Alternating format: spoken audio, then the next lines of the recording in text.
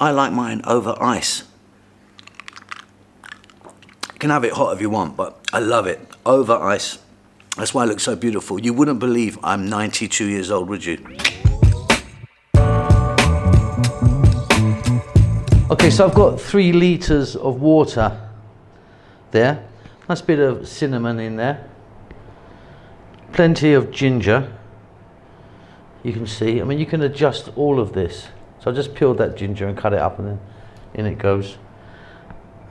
Peppercorns, like a teaspoon, I like that in there.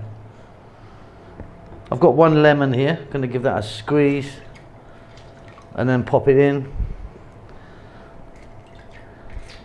Use lime if you want, lime's also fantastic.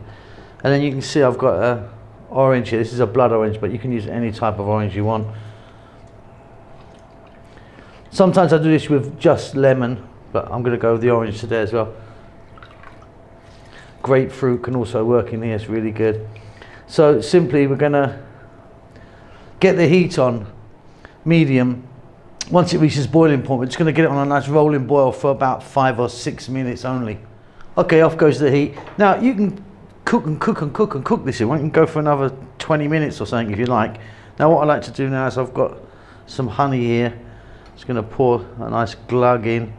If you don't want to use honey, you could use sugar maybe, but I think honey's a bit better. I'm going to give that just a little mix. We're going to drain everything off, and then that water is now full of goodness. So hot or cold, that is delicious.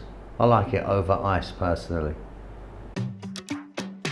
Hello everyone, an update about the cookbooks. Well, the first one is now finally available. It's on Amazon, you can get it in an ebook, $3.99, very, very cheap, 195 pages of wonderful food from the Indian continent.